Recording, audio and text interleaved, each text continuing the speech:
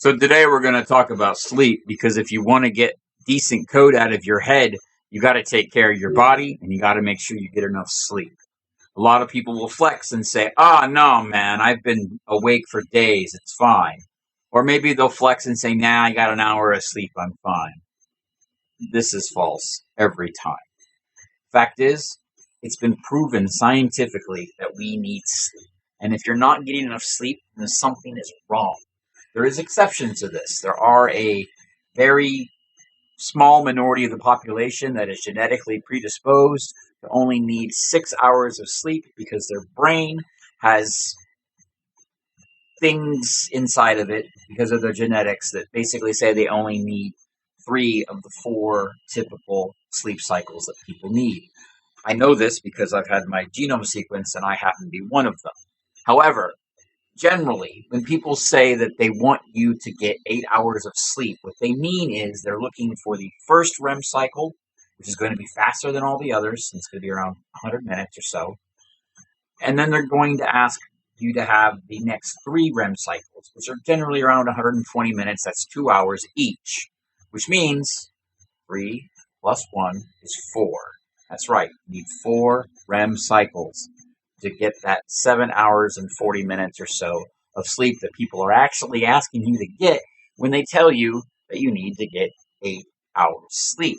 Now, this is critical because as this chart shows, your brain will go into different gears depending on how much sleep it's had and how much it needs. You have rapid eye movement and you have the deeper stages. Okay? And you really just need those deeper stages for the first couple. Now, obviously, people like myself who get up at 5:15 and can't get back to sleep because before their alarm clock goes off because they can time their REM cycles. This is why it's important for you to understand this stuff. Is going to change your day as well. Because what's going to happen is if you start to learn this stuff and you actually start to time your sleep, you can actually schedule things in a way that most people kind of avoids them. They're not mindful of it. And so the end result is that if you really want to be more effective in your job as a software developer, make sure you get the sleep that you actually need. Don't flex and say you don't need sleep. And if you're on call and you get woken up by, a Datadog alert or whatever at 4 a.m., do the math and make sure you adjust your alarm clock so that you can actually get up at a decent time while still getting the full REM cycle in. This is critical for SREs and people who do DevOps, especially the people who get on call a lot. I see this a lot. People just burn out because they're not managing their sleep cycle or going back to sleep when things go wrong and they've been taken care of or handed off. So keep that in mind. Now, the really important thing that you want to look at here is the first cycle, about 100 minutes, second, third, fourth, whatever. They're all 2 hours long. And so most people, they do the 100-minute one, then a 2-hour one, then a 2-hour one, and then a 2-hour one.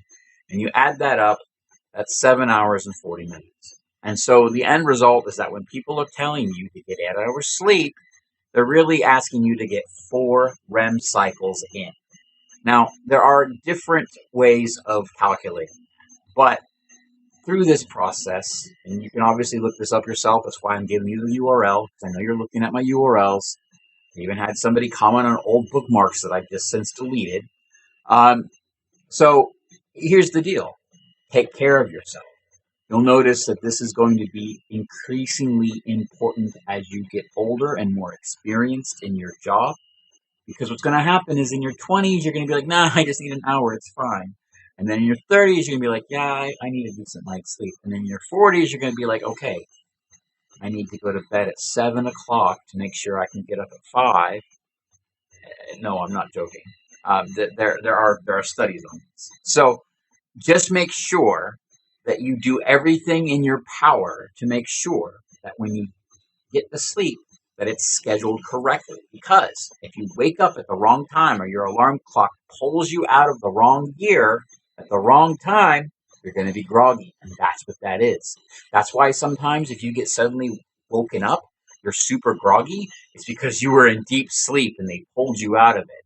Your brain was revving like an engine, processing those background tasks, doing all the things that it has to do when you're asleep. And somebody came along and said, hey, get up, and pulled you out of that gear. Now it's like an engine that just was revved too much, or maybe can't rev because, yeah, look at that. So keep that in mind. If you're groggy, it's because you were woken up at the wrong cycle. But here's the deal. This is important because it's not just about the code you're going to write when you wake up. Okay? One of the biggest issues when it comes to technical debt that I have seen from developers is lack of sleep incurs business costs down the line. Because what happens is they haven't gotten enough sleep, so they start making the wrong decisions. Sometimes they're recoverable, sometimes they're not. And so what happens is you end up with more bugs filed against your code because you make more stupid mistakes because you haven't slept. And so if you really want to put high quality code out there that will make people respect you, get your sleep. This is critical.